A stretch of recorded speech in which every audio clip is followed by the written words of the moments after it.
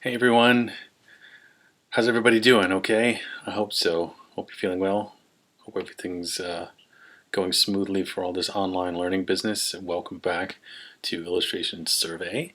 Um, this is for the April 7th class that I'm recording this for. So uh, this is the second evolution of comics.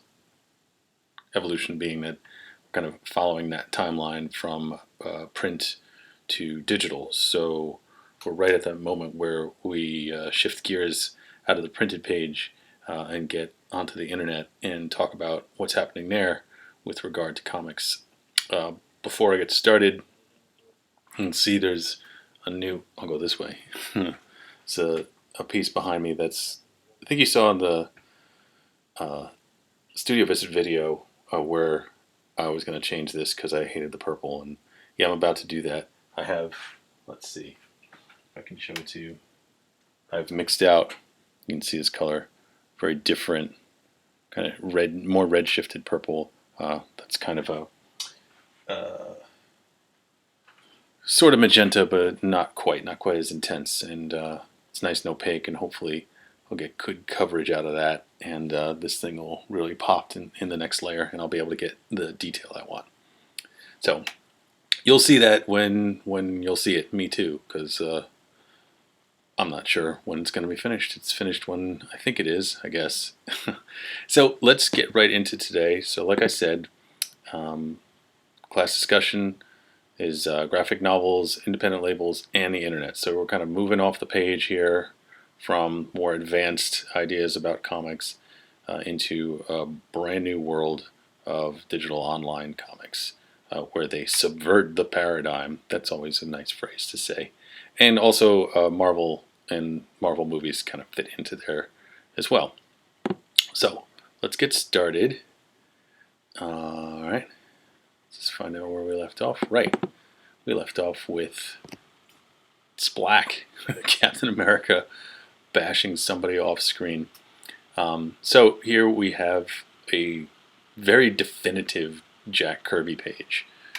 You can always tell by the dynamic anatomy, the hands. There's always squared off fingers and stuff, and but he does really play with the page quite amazingly, with throwing the characters in all kinds of contorted action poses. Really set a standard for the golden age of comics. So it's a Jack Kirby, Stan Lee kind of thing. They definitely combine on all this stuff to create this sort of new dynamism within the Marvel universe.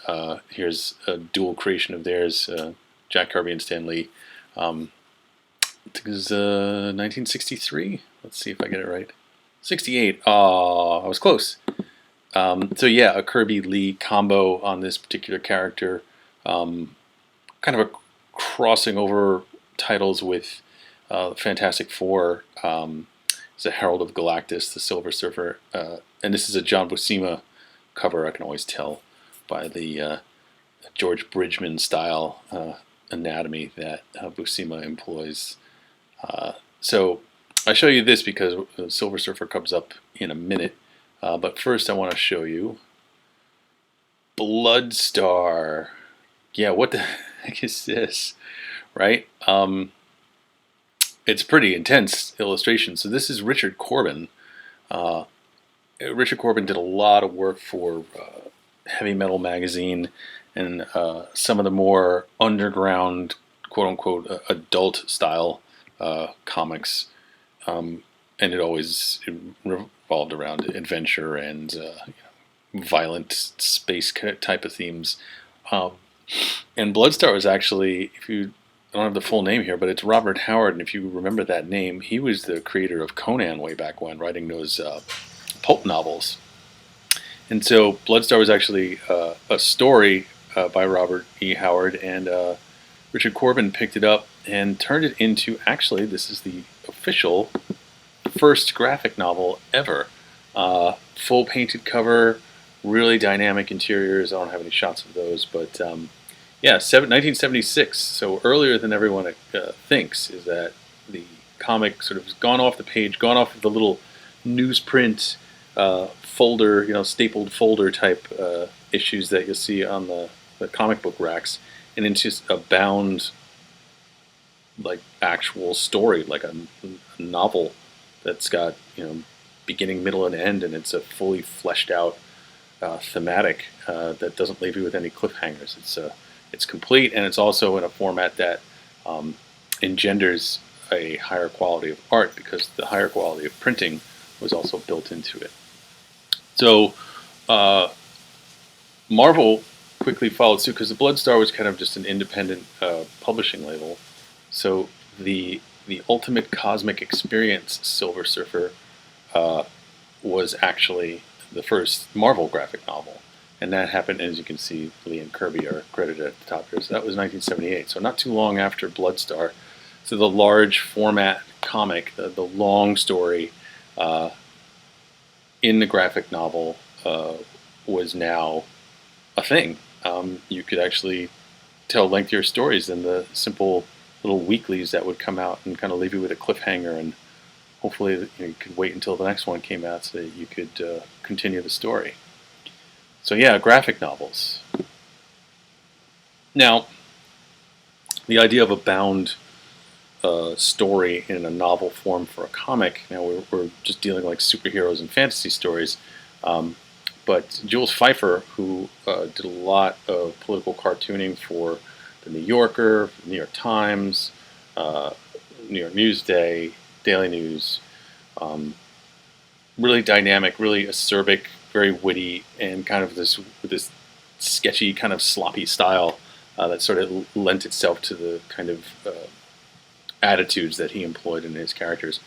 And if you watch the Charles Schultz documentary, you saw Jules Feiffer talking there in that one moment, the bald dude with the glasses, talking about Linus and sucking his thumb and his blanket.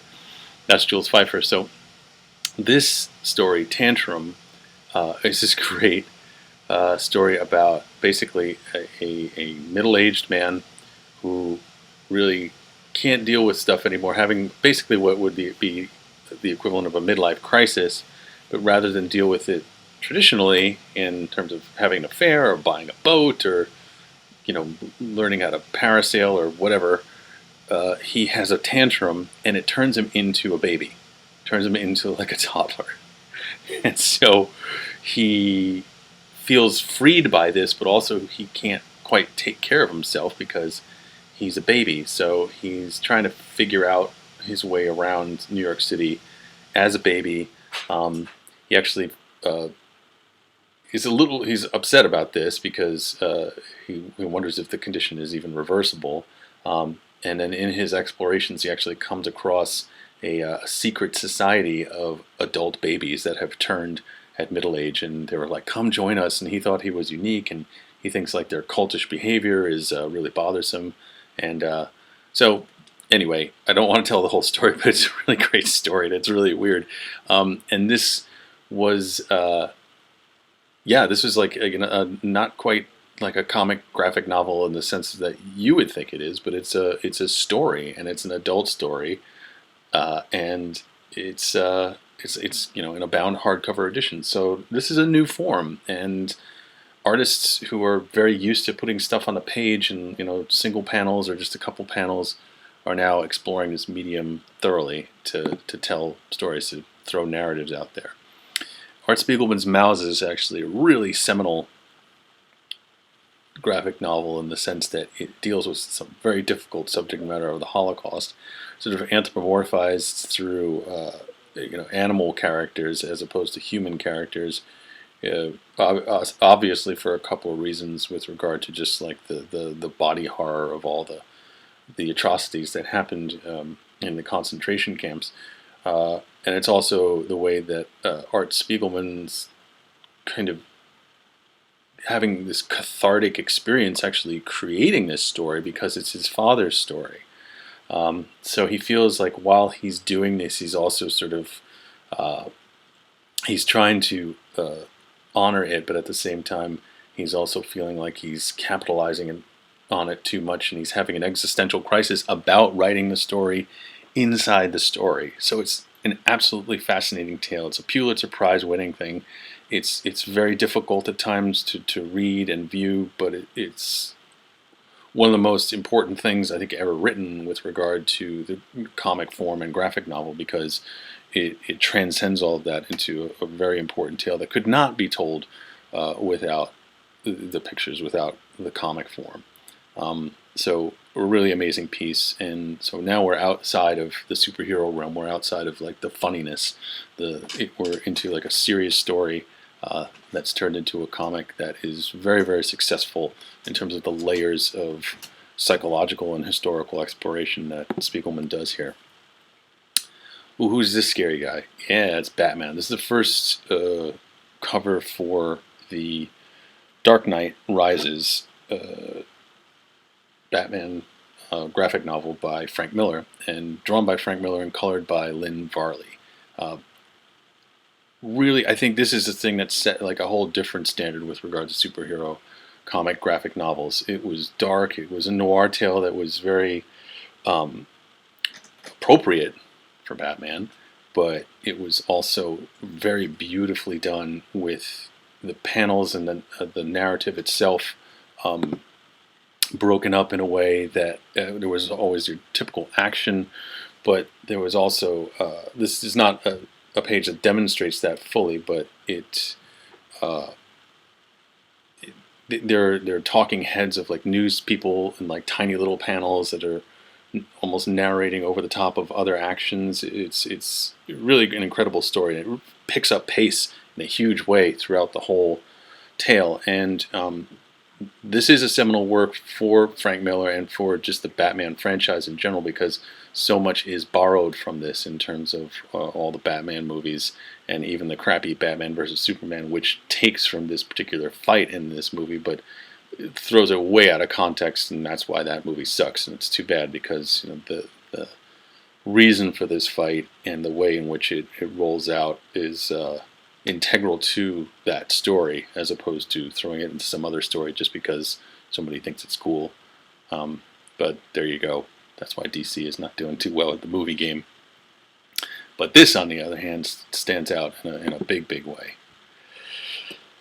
And then we have to talk about, of course, Watchmen. Now, here's another big win for DC in this incredible comic that combines superheroes, politics, sociological discourse, just like the whole thing. A very complex story, adapted lightly into a pretty decent film, but the graphic novel itself is an incredible tale. So it's like taking the seriousness of a socio-political history that's fake. It's a construct, but plugging that into the superhero genre, and then you have something completely different. So again, this is a huge moment in graphic novel storytelling, and this is 1986, by the way.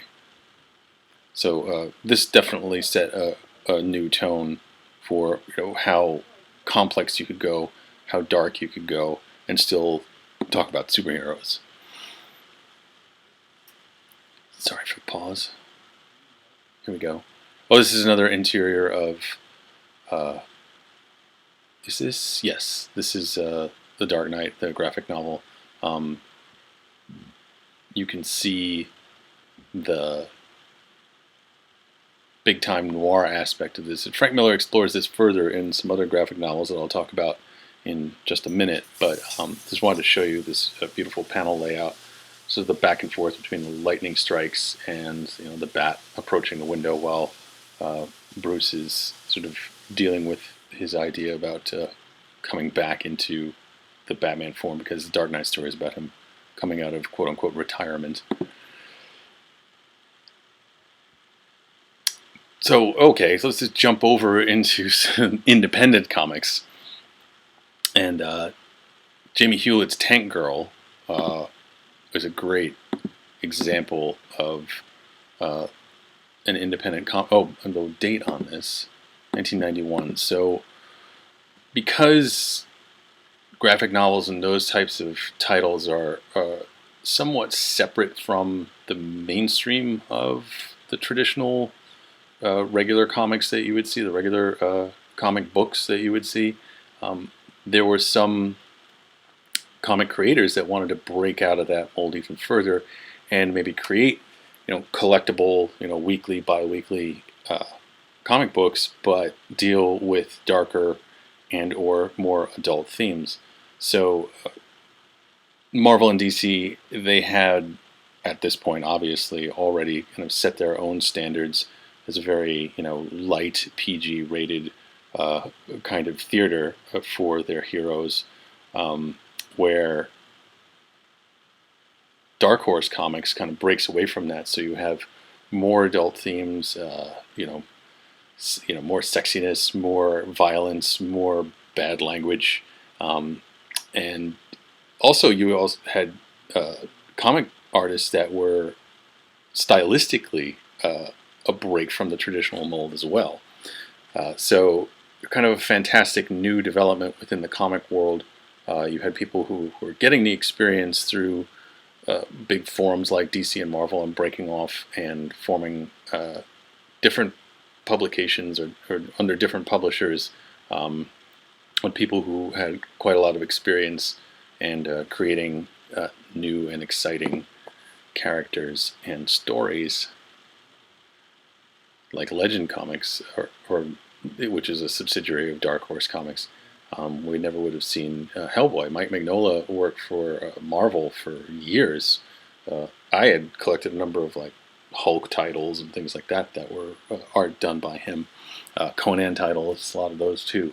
But John Byrne, who was also you probably know him from. I mentioned him as an artist for the Fantastic Four and the X-Men. Teamed up with Mike Mignola, and now they're doing Hellboy, which of course, as you know, spawned its own huge throng of fans and enough to turn it into a movie franchise. 2 good movies, not the third one. The third one, I don't know about that. We'll talk about that another time. So, all right, what's this? So now we had the graphic novels, we had like independent comics. Like the creative field of print comics has come to like a full saturation, sort of like a full head of like everyone has found their own niche. We have adult full-size stories, we have smaller stories with weirder art, with more adult themes, and then we have our traditional superhero pathways of Marvel and DC. So where do you go from there? Well, in 1992, the world basically came online and we had the internet.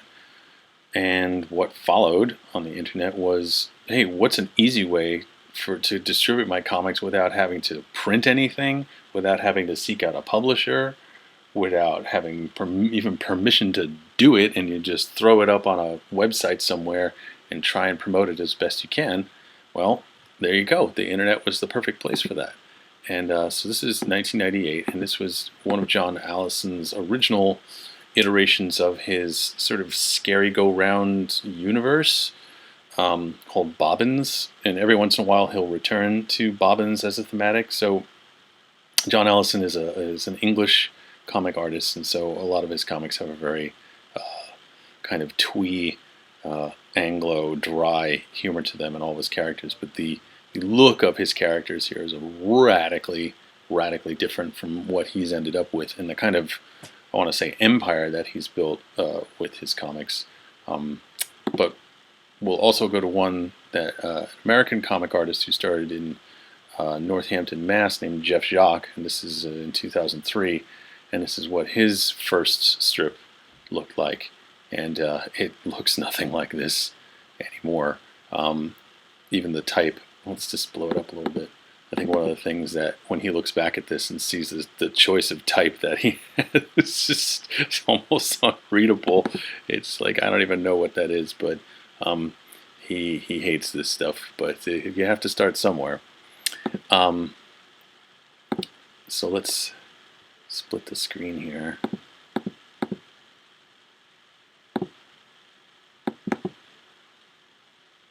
And yeah, sorry about that. Gotta go find the other one.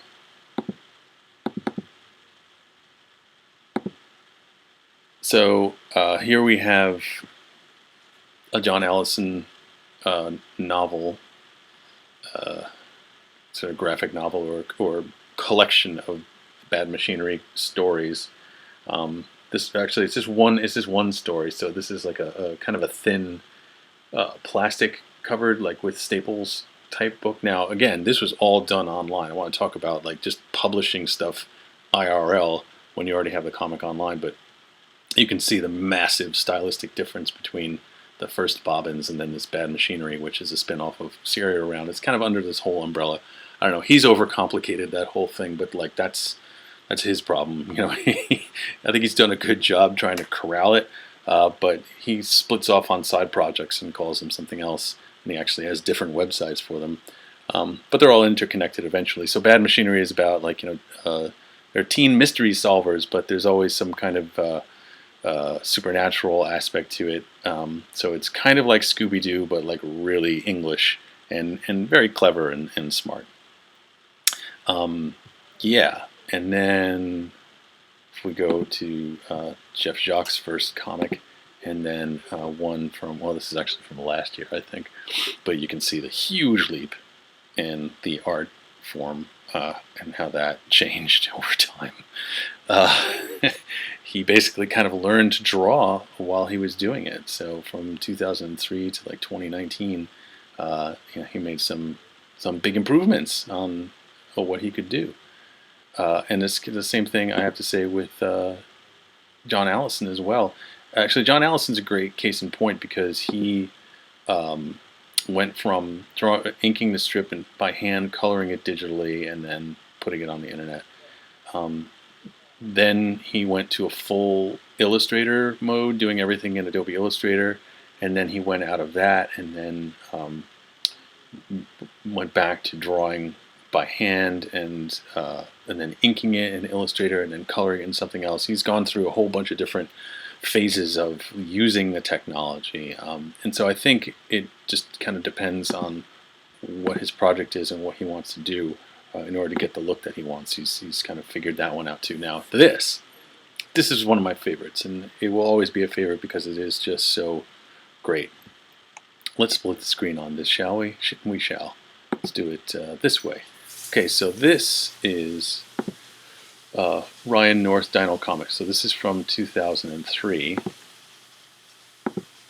And the bottom one is also obviously Dinosaur Comics by Ryan North, but it's from 2018. They're exactly the same, except for the dialogue. And that's what Dinosaur Comics is. It's the exact same 6 panels with the exact same clip art dinosaurs doing the exact same things, and the dialogue is different every time. So, and it's hilarious. I don't even know how he can come up with so many different ideas for so long with the exact same format every time. They're the same characters. Sometimes there are characters that will appear off screen. There will be a voice that comes down from the top of the panel, and it will be God, and one that comes from the bottom that will be Satan. And sometimes he'll insert like 2 little triangles that are sticking into the panel somewhere, and they'll be talking, and that's Batman. It's so he subverts it a little bit here and there, but mostly this is it. So that's super clever. All right, this is one of my personal favorites. This is a Octopus Pie by Meredith Grin. She's a fellow School of Visual Arts graduate, graduated a little later than me, actually probably almost by a decade, but I knew some of the people that she knew in terms of instruction, and this comic, Octopus Pie, kind of completed its entire run about 2 years ago, but it is a fantastic just piece of art now in and of itself, where you have a couple of like millennial hipsters sort of dealing with Brooklyn gentrifying itself around them, and you know, them trying to keep their identity the whole time, keep their friendship alive, keep their relationships alive. It's a great story, and it's funny, and it's wonderfully drawn. And again, Meredith's art actually evolved during the process. It wasn't super primitive to start because she was already pretty good. but she got super refined by the end, and now she works for Nickelodeon and she does all this incredible stuff. So she's done incredibly well for herself. All right, this again is an absolutely seminal comic in terms of internet comic history. This is Kate Beaton's Hark! A Vagrant. Oh, this one's from 2012, circa 2012. Just read these for a sec. So, this one's not exactly historical. This is literary, but Kate Beaton never aspired to be an artist. She actually went to school for history, and is a very learned student of history. But she just started making silly comics about history, and that sort of spilled over into the literary world and the art world as well. So her comic is for people who know about these things, but also have absolutely zero problem making fun of them. So the more you know about some of the tropes that she throws snowballs at, the more you think they're funny. So she's a Canadian artist. That's why I use snowballs. And she ended this run about 2 years ago or so, unfortunately, because her sister got cancer and she was trying to care for her, and unfortunately she passed away. And at the same time, Kate got pregnant and had a baby, and so she kind of felt like that was like a new point in her life for her to start something different and kind of move on. But I think she really set a wonderful precedent for comics and sort of delving into this historio-literal kind of commentary on in the comic world, and also using an art style that was pretty basic, but she really made it work for her. And let's see what's next. Oh, okay. So one of her comics was a king that had a fat pony as an advisor, and the pony was like ridiculous and silly and didn't talk and kind of pooped on the floor whenever the king spoke to it. And so for years people were just like, we need a plushie of fat pony, and she resisted that, but eventually she did get that going. And so here's a plushie of fat pony. If you remember the Adventure Time episode, the creepy pony on the hill, that was actually the Winter King in disguise. That was an homage to Kate Beaton's Fat Pony. So a lot of crossover there.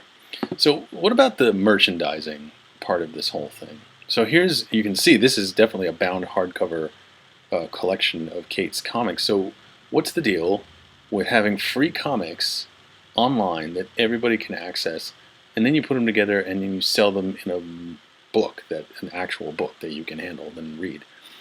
Now, the first time I saw that, and it was like those earlier artists, John Allison and Jacque, that were doing that because they had started so much earlier, I was like, who's going to buy them? Like, you can just read them for free. Turns out, they sold out immediately. People love this stuff and they want to support these artists.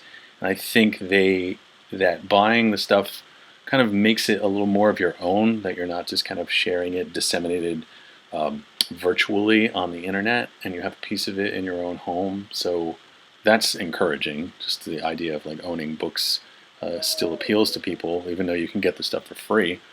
But also the whole idea of like, what are internet comics, because you're not paying for them. So talking about John Allison, look, he made them into sort of your standard newsstand comics. He took some of his stories and even like the little like Marvel thing with like the superhero heads, like he puts them in the corners, like this amazing format. This one looks like the old video game Dig Dug. Nobody knows what that is because you're all so much younger than me, but I played that on one of those stand-up machines. So like what's the deal with that? When I realized what was happening, it was so different than, let's just land on that. I'll talk about the next one in a second. So different than print comics prior to the internet, because you paid for the print comic, right? You went to the store, You saw Amazing Spider-Man number 232, and you paid $1.50 for it, whatever it was back then. I don't even remember. It was so long ago. And you had the comic, so you paid for the material to read it. Internet comics is that, well, you just went on the site and you read it for free. Very few people put up paywalls. Some people tried in the beginning, and it was a disaster. So the free content was a thing that was sort of expected. Not that it was, something that you felt you were entitled to. It was more like that was the format, and so everyone kind of believed in that as the format. So what ended up happening is that the merchandise was the thing that kept the comics going. So the comics acted as advertisements for the merchandise, which I was like, what? Like, I thought the comics were the content that had the value, but it was actually the stuff that actually had value, the thing that people were paying for, were these books full of stories that you had already read because it was online for free. And, fat pony dolls and things like that. Just, it's like, well, it would just completely subverted the paradigm, right? That's the phrase I used earlier. Completely changed the way things were done. It reversed it, essentially. So, to me, growing up, seeing print comics, watching them kind of die off in the newspaper, and then the internet coming and saying, okay, well, these comics are still here. But then the whole idea of like how comics worked got totally flipped. So here's a CD, right? What is this? Well, remember Jacques? Well, this is his music. It's like this noise metal thing that he calls death mole. I don't know if it's any good. I didn't really listen to any of it. But the thing is that through his comic, he was advertising for his own music. I mean, he's not like a bands type thing. He doesn't go around and tour. He just makes these things, and then his fans are like, oh yeah, I'll buy music from you. It's like, but he makes comics. It's just, it's pretty wild, you gotta say. It's very different. I know you're all used to it, but for me, it was like, it came out of left field. It was basically flipped the whole idea on its head. So, this is a whole screenshot. Oh, look, I was watching World Football before. Now there's no World Football. Sorry. So, okay, here's the front page of the Topatico website. Now, what is Topatico? Topatico, so I mentioned that Jacques was in Northampton. Meredith Grin, before she moved to Brooklyn, was in Northampton. Ryan North, the creator of Dinosaur Comics, was in Northampton. And also Jeffrey Rowland, who wrote a comic called Overcompensating, not a great comic, decent comic, was also there. And they were all doing the thing with the merchandising, right? But they were like, how do I get t-shirts printed? I have to get my grandparents to come over and like help me box this stuff up because I don't have enough hands and I can't pay employees. And how do I ship this out? And how much do I spend on shipping? And do I transfer that cost over to the customer? I don't know if I should do that. And Jeffrey Rowland was like, okay, I sort of have a degree in this marketing thing, and I never wanted to use it, but I'll use it. And he opened up a warehouse that became the distribution center for all those comic artists that were there in Northampton. And they would just give the stuff to him, and he had employees, and they would figure out how to get it out in the world through this internet site, through Topatico, which handled all the comics. So you see here, this is just like the little drop-down menu, and you can see there's a lot now. Now he's just a big business. Now it's not just the Northampton comics. It's tons of people all over use Topatico to distribute their products. So it became, for this one internet comic artist who made a so-so internet comic, it became a freaking industry for him. I mean, amazing. So, I mean, yeah, you see a niche and then you fill it. Oh, did you know it was going to get here? Yeah, I mean, you have to get here eventually. Yeah, Homestuck. So you all know how Homestuck works.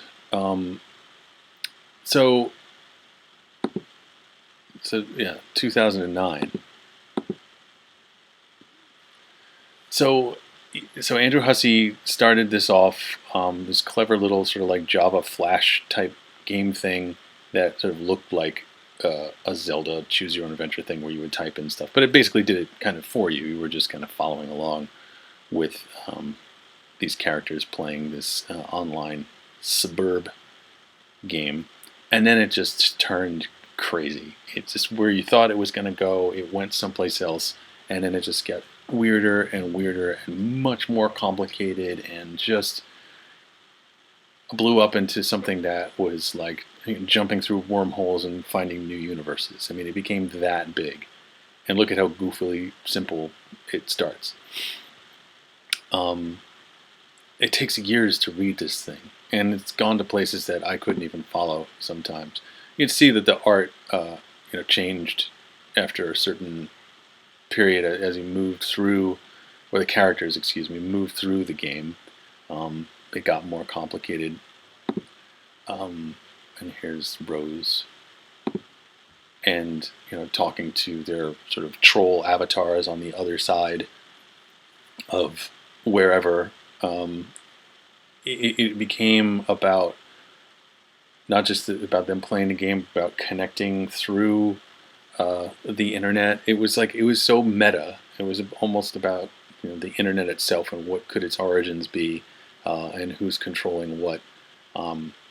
And that, I think, maybe the greatest achievement of Homestuck, because Hussey had written some crazy elaborate adventure type things prior to this, but the thing about this one is that it relied eventually so much, because of the way the internet had evolved to this point, it relied so much upon crowdsourcing that people would, instead of just fan fiction that kind of like sat there on its own, it became fodder for Hussey to use.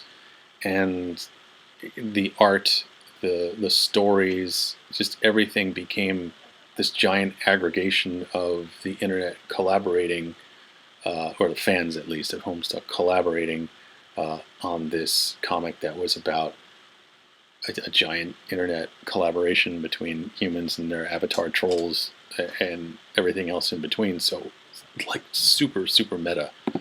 That was Doc Scratch. You can kind of see the different levels of art, using this collage type stuff with photo and just everything. And he'd actually get people to sort of like make 8-bit characters and like playable little Java games that the characters were kind of playing and or living. So here they are, like the trolls going to their little stations and plugging in. Just kind of zany. So it's this one, and then more pieces of fan art that may or may not appear in the game. I don't think this one actually. I'm sorry, in the comic. I think this may have just appeared in sort of like the Reddit universe for the story, which kind of became its own thing unto itself. But I don't really want to get into that. I think some of you who are really immersed in this stuff would know better than I how this was used and why. But I mean, these are the levels that fans of the story would go to create art that added to the legacy of what was Homestuck. Wow, that was quite a segue, right? Oh my goodness. Yeah. So just for a minute, let's talk about Garfield. So I mentioned Garfield in the first evolution of comics, the print Garfield. This is the print Garfield. And basically it's sort of like aping of Peanuts, but becoming so statically ingrained in its own way of doing things. I think in some ways that's what Ryan North came up with the dinosaur comics, because Garfield was so static. He said, oh, why don't I just use clip art and make a comic out of that, since we're not moving in our comics now. So as you imagine a comic as like non-active as Garfield, and how that could possibly translate to this. Well, if you saw this, I'm sorry, number one, and you also understand that it did not translate that way. It's not as bad as Cats. Maybe there wouldn't have been a Cats the movie if there wasn't a Garfield the movie. Well, think about that for a second. That's a conspiracy theory right there, isn't it? All right. You can write about that one if you want to. But yeah, so from print comic to straight to movie, like, there are examples of that clearly not working. Now, jumping back to Peanuts, Now that, I mean, look at the. Well, I got that from the Albuquerque Journal. That's weird. So in 2015, they made a 3D CGI version of the extremely 2D comic Peanuts, and even the animated Christmas special. And there was actually a Saturday morning cartoon that was actually pretty good, if I recall correctly. Of course, I was just a kid.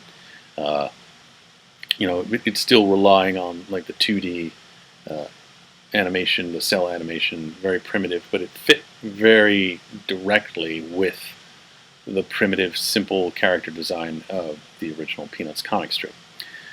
Now, throwing that into a CGI version, which was made by Blue Sky Studios in Connecticut. I had a friend of mine who was working. This is the same friend, by the way, who's at Pixar now, who worked on this. And when he told me that this was happening, I didn't say it explicitly, but basically my response to him was, "Is this a good idea?"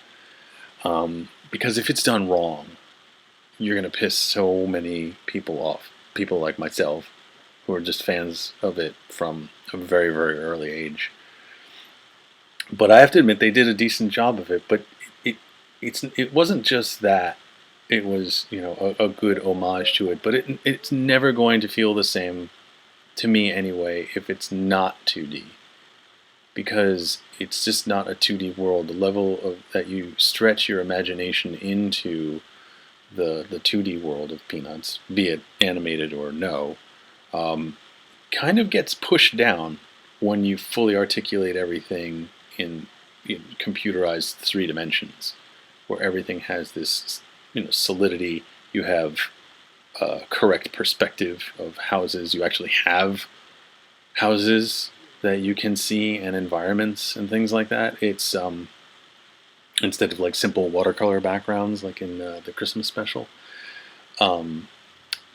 It's different. I'm not going to say it's bad or good, but it doesn't quite resonate the same way. And I do understand the whole idea of getting a new generation of fans interested in all that, but you get them interested in this. Will they look back to Charlie Brown Christmas and go, "Oh, that's great too," or "That's just as good"? It's hard to know because this looks so different from it. So an interesting thing, just that translation across. Garfield, no.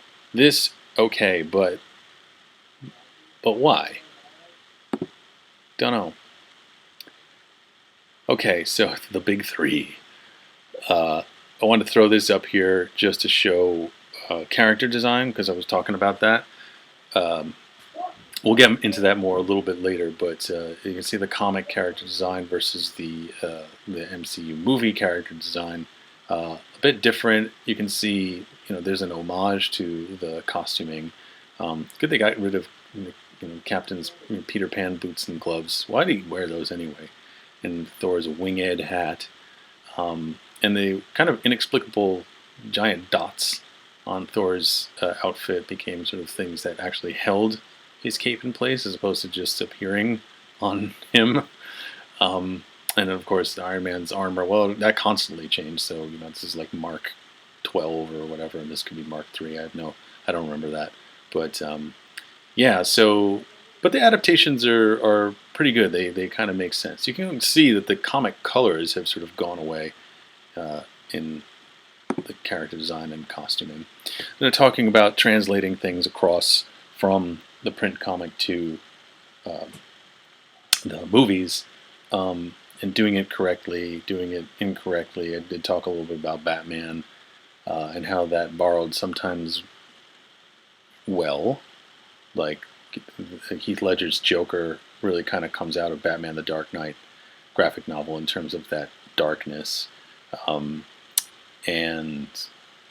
But that fight that's in Batman the Dark Knight got superimposed into Batman versus Superman, and that whole thing was just terrible because it became such a patchwork quilt of stories that were never got connected well. Whereas Infinity War, the whole Thanos arc, all those 11 movies are tied together. Were they 11 movies, or is it 11 years? I'm conflating the two ideas. But into the whole Infinity War story and Thanos winning all the stones for the gauntlet are a combination of Annihilation and the Infinity Gauntlet stories that were serialized in the regular bi-weekly, or it's bi-weekly? Yeah, every other week, I think, they came out, stories about that. So they tried to keep those two things as sort of canonical reference points that they bent and stretched here a little bit, but only just so that they could reach out to the other stories in the other movies and sort of kind of reel them in and bind them together. So it was very considerate in their approach, and I think that's why the whole thing worked. Plus, it was stretched across a huge range of films, so you could explore and still kind of keep the thread alive in the center of it all. Whereas Batman vs. Superman, they patchworked everything together into one film, and that's why it fell apart, because you couldn't connect all that crap.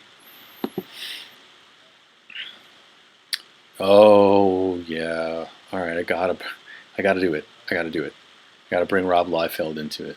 Do you know who Rob Liefeld is? If you don't know who Rob Liefeld is, good. And it's bad because I'm going to tell you about him, and then you're going to be like, oh, I got to look up this guy, and then you're going to be like, holy shit, this is terrible. Rob Liefeld was one of the creators of Deadpool, and over here we have Deathstroke, created by Marv Wolfman, which appeared about a decade before Deadpool did, and it was he's a Teen Titans villain, by the way. Deathstroke, pretty dark for Teen Titans. He was basically an assassin. So Rob Liefeld, when asked to come up with a new type of character, drew up Deadpool, and it's basically like Deathstroke, just with barely anything changed. And it's just kind of Liefeld's style to just rip stuff off and then do it badly, but do it in that 90s kind of like, angular, lots of lines everywhere. It was a weird time in Marvel Comics and the offshoots like Image Comics and stuff. It was a weird time for the art. It got really wonky. I mean, super wonky. And I will send you a link, 2 links actually, to blog posts about Rob Liefeld and this couple of guys writing about him and just absolutely ripping into his art so bad. And it is some of the funniest things I have ever read in my life. I mean, I gotta give you a big old warning, like you're gonna hurt yourself laughing so hard at some of this stuff. It's just so mean, and yet it's so deserved. You'll see. And the thing is, the guy made millions of dollars, so you can't feel sorry for him at all. So he ripped off somebody else's art. So it's a remix, I guess, but he didn't try hard, and then turned him into. After other people got a hold of it, turned him into a pretty good character. Here's Liefeld still doing Deadpool before it got taken over by other artists. One of the things that Liefeld was famous for, and you'll read this in the articles I sent, is something called Escher guns, which is basically the gun starts in one place, where you think the barrel's going somewhere, and then at the end it goes in a different direction. So, yeah, so it can't exist. It's impossible to exist. Now, the rendering and all this stuff, I mean, look at the striated muscles and shiny things. You can lose yourself in counting all the highlights. And pouches. That's the other thing. Just pouches, swords sticking out of everywhere. And yet the drawing is so effed up in so many places that it's like no amount of rendering is going to cover that. Which is crazy. And it was so popular. I can't even tell you. Yes, I besmirched Deadpool. I'm sorry. I just throw it in there because I'm talking shit about Deadpool so much that I feel bad. And you can see this is somebody else's art of Deadpool, and you see it's a lot more stable it's a lot more fun to look at. I think that's it for today. Yep, there's the big red thing that tells me that it's it for today. So do I want that as my background? Sure, it's fine. Kind of looks like a Mondrian painting. So just want to mention and thank you for all of your great work in the discussion forum. I read all the stuff. Your last entries with regard to the Charlie Brown and Peanuts things and the Charles Schultz documentary and the comics. Some of you actually sent me comics, which is fantastic. I love seeing what you're looking at.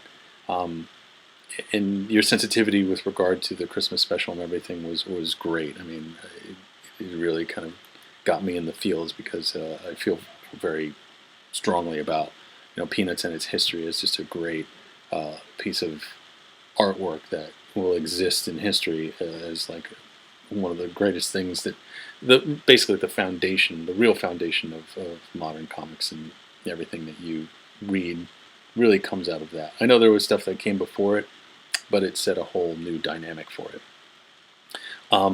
So that in mind, talking about like what's the comics that you're reading now, I want you to look back in the slide lecture and talk about online comics versus print comics. Like what your opinion? Where's the effectiveness lie in one versus the other? And I'll make the prompt a little more nuanced in terms of what I'd like you to talk about. That's kind of broad, but I still want it to be kind of a personal space for you to explore that answer. And also, if you want to comment on, I know this isn't really like essay writing material, the stuff that I'm sending you about Rob Liefeld, but I want you to comment about, I'd like you to comment about that. I think you might feel compelled to do it just because it's so funny and like just hardcore, just roasting the guy. But talking about art and comics and what you think it should be more like not just from a personal point of view, but in terms of reflecting contemporary ideas and ideals. What did Liefeld do wrong, and where can comics do better? So think about that, and I'll do the same thing with the discussion forum next week. I'll leave it open for a little longer, for 3 days. Well, as long as I left it open this time. I know I extended it, but I'm just going to keep it as standard at going into from Tuesday to Friday at midnight for your entry, because the entries are a little bit longer now. They're a little more involved in terms of the prompts I'm asking you to do, and it just kind of allows you a little more time and space to do what you need to make a good commentary inside the discussion forum. So thanks again for listening, and I hope you're doing great, and I really appreciate all the effort that you guys are putting into the discussion, and I hope to see you very soon, or at least this way. I'm sure I will. So everyone take care, and I'll talk to you next week. Bye.